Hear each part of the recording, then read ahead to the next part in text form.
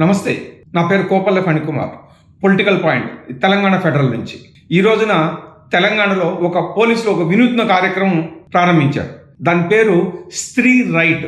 మహిళల భద్రత, వారికి ఆర్థికంగా, సామాజికంగా ఏ విధంగా ముందుకు తీసుకెళ్లాలో ఇటువంటి కార్యక్రమాలు ప్రభుత్వం దాని గురించి లోతుగా ఆలోచించి ఈ 10 రోజుల పాటు దీనిపైన సరి అయిన కార్యక్రమాలు, అవగాహన కల్పించాలని ఉద్దేశంతో ఈ కార్యక్రమం చేపట్టింది. దాంట్లో భాగంగా ఈరోజు మహిళలకు సంబంధించిన కార్యక్రమాలు ఉన్నాయి. దాంట్లో స్త్రీ రైడ్ అని ఉమెన్ సేఫ్టీ వింగ్ మరియు transport, women and child welfare department వారందరూ కలిసి ఈ కార్యక్రమం చేపడుతున్నారు. వారందరికీ నా శుభాకాంక్షలు. ఇప్పటి వరకు నగరంలో కానీ ఇతరత్ర కొన్ని ప్రాంతాల్లో ఒక చోటు నుంచి మనం ఇంకో చోటుకి వెళ్ళాలంటే మనము బైక్ ట్యాక్సీలను ఉపయోగిస్తున్నాం.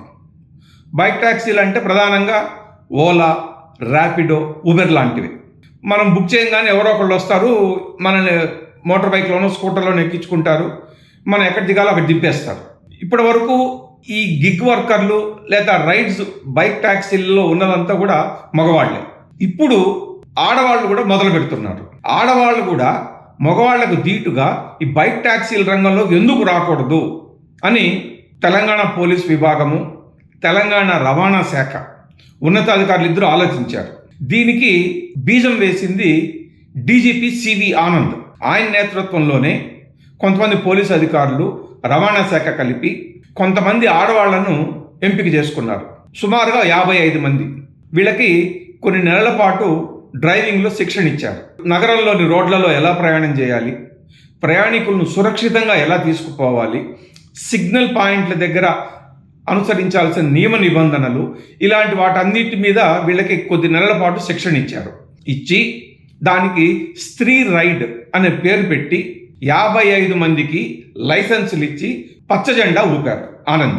సో ఈ రోజు నుంచి మనము బైక్ ట్యాక్సీలను బుక్ చేసుకున్నప్పుడు ఆడవాళ్ళు వచ్చినా కూడా ఆశ్చర్యపోవాల్సిన అవసరం లేదు. మనతో వీళ్ళ పనితీరు ఏ విధంగా ఉంది అనేది కొద్ది నెలలు గమనిస్తారు. అంటే సుమారుగా ఒక 2-3 నెలలు గమనించి వీళ్ళ దగ్గర నుంచి ఫీడ్బ్యాక్ తీసుకుని మరింత మంది మహిళలను ఈ రంగంలోకి తీసుకువచ్చి స్వయం ఉపాధి కల్పించాలి అన్నది తెలంగాణ పోలీసులు, రవాణా శాఖ ముఖ్య ఉద్దేశం. దీంట్లో యూజువలీ మనం చూస్తుంటాం, ఇప్పుడు జొమాటో, స్విగ్గీ లాంటి గిగ్ వర్కర్స్ ఏదైతే ఉన్నారో, ఆ ఎకానమీ ఏదైతే ఉందో దాంట్లో కేవలము మగవాళ్లే ఇప్పుడు మనం చూస్తున్నాం. దాంట్లో మీరు అందరూ ధైర్యం చేసి ఈరోజు మహిళలు ఒక దాంట్లో ఎంట్రీ చేశారంటే అది చాలా పెద్ద విషయం.